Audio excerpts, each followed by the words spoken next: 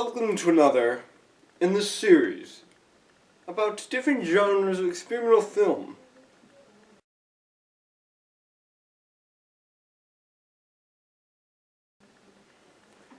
I'm very knowledgeable on this, very smart.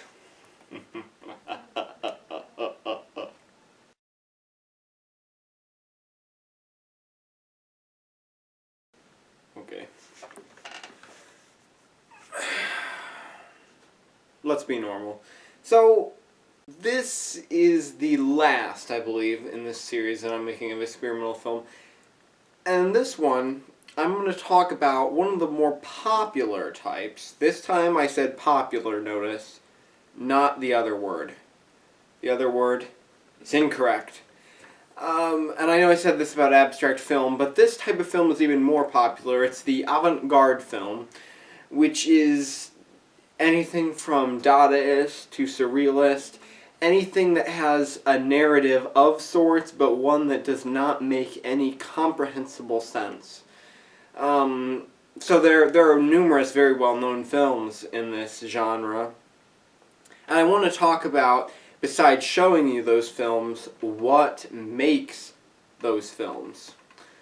So, for instance, sorts of films I'm talking about will not have a causally linked narrative. They are not, they have people, they contain actors, but the storyline makes no sense. It is just kind of random and is totally unanswered. It leaves you to think to yourself. And in many cases, specifically with directors like Maya Deren and Louis Buñuel, correct me if I said that wrong, it tends to be more dreamlike, specifically with Maya Deren, because her films are very, they have a very dreamlike quality, surrealist quality to them that is very different, and very, like, you don't know exactly what is going on. There are constant motifs that might show up. This does happen in Buñuel's film as well, but it is more a staple trademark, and particularly her Meshes of the Afternoon. That's a very strong example which I want to take a look at for a minute and point at different details. But the bottom line is, in a film, in a surrealist film, there is no logical narrative. It's either a narrative that is total nonsense, like Dadaism, which is basically just deliberately trying to defy what a narrative in film looks like. And then there's also just like films that might have a meaning, like a symbolic meaning, but you have to come up with what that meaning is. Like, you have to think it up. It's not directly implied, although it could be implied maybe. And you have to be able to interpret it as you would like. There are very many interpretations, and none of them are necessarily wrong or right. I believe in an experimental film, there should not be a right or a wrong interpretation. There can be, like, for instance, the filmmaker could have a specific narrative that they are most connected with, that they found to be the most present in there, but then their audience might say, hey, look, there's another take on it, and, you know, I mean, it could be alluding to any number of things. And that's a good trait of experimental film right there, is that it's open to interpretation. So, surrealist film, as I've said, is probably the most popular type of this film because Un Chien Andalou is one of the most famous surrealist films, as is the Meshes of the Afternoon. Those are both very well-known shorts, and other Maya Deren films as well are very well-known. So, let's take a look at a few of what these types of films look like.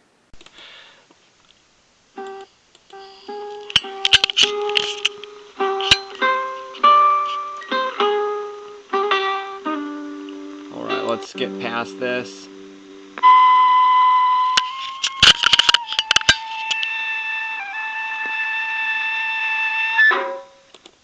Okay, that's an object.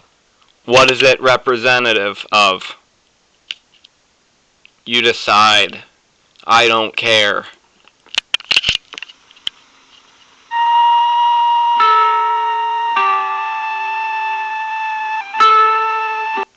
I love that shot because that signifies that this shadow, this person, I actually gave away that it was a woman, but you can kind of already tell, is going to pick it up, so it's like the shadow is doing it rather than her. I mean, that's just a terrific shot.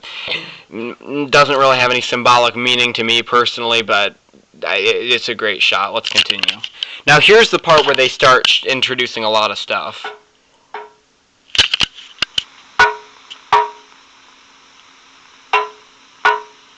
Okay, that's important. The knife and the bread, that's very important. By the way, I'm not going to show this whole film. I'm going to put it in the description, however, so you can see it.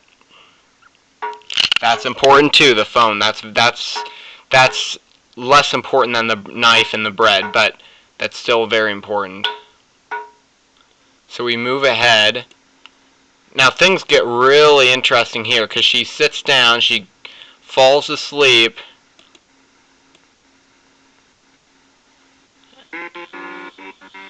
And then she sees this figure, which we saw back earlier on. And then she chases after him. She comes back in. She heads on up the stairs. See, there's the knife again. She goes up the stairs. Then they do some really weird perspective games here, which you gotta admit are great. Let's see here.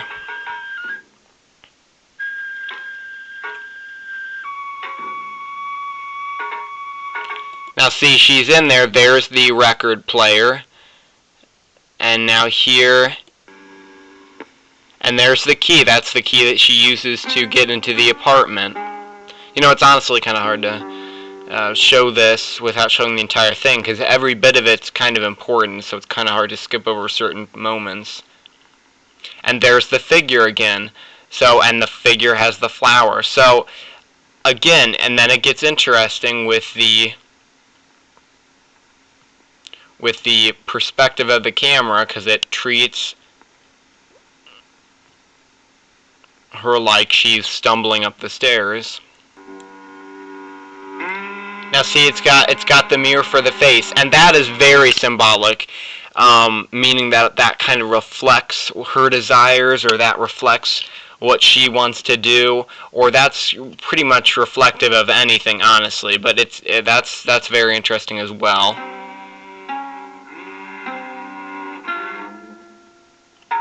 Then he disappears. Then they do some more weird stuff. This is all open to interpretation.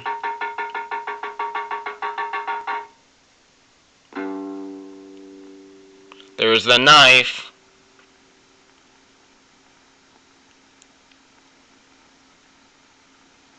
There's the woman.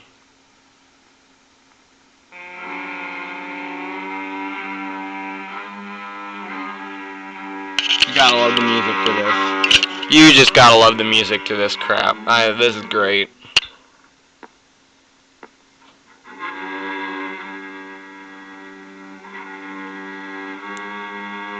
There's the key again.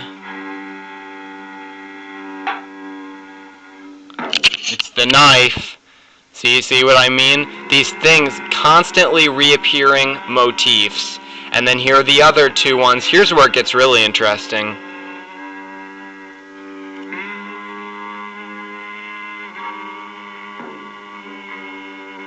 There's the key. Let's fast forward a little bit. They take different versions of the key.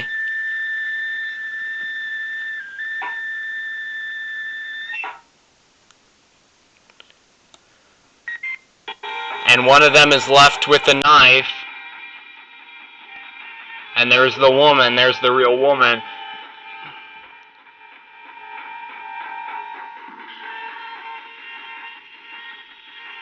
Again, this is all symbolic. It's like she's killing herself, essentially. Then she has to go all the way over here, walk across all these areas, which is very interesting.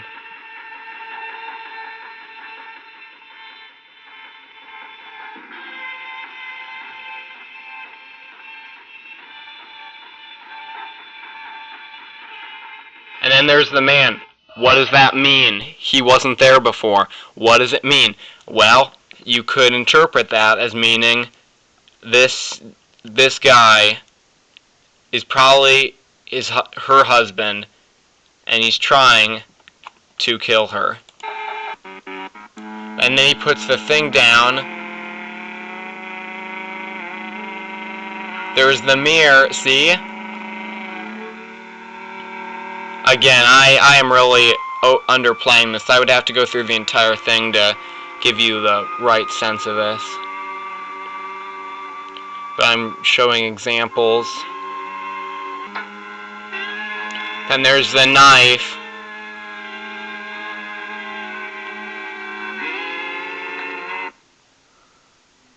His face was a mirror. The pieces fall into the ocean. Again, I don't know why. It's the seaside. They washed them away. Now he comes back in. What does he see? There's the mirror.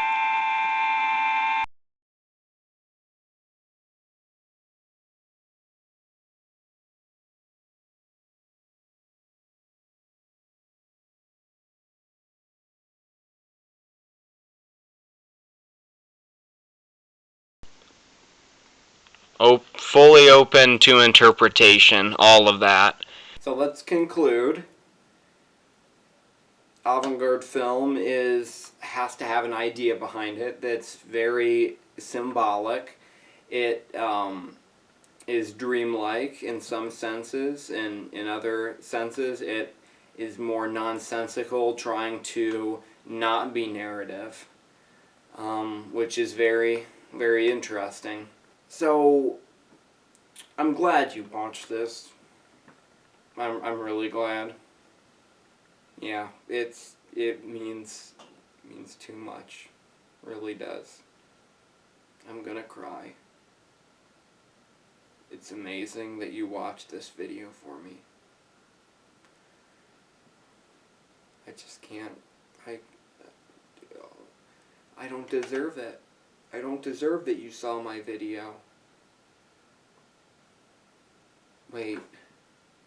Nobody saw this video. Thank you, and I ask that you might watch some more of my experimental films. They're going to be on a little card that comes right after this video of me. So I'm going to get rid of myself off screen, and then you can click on those that playlist, okay?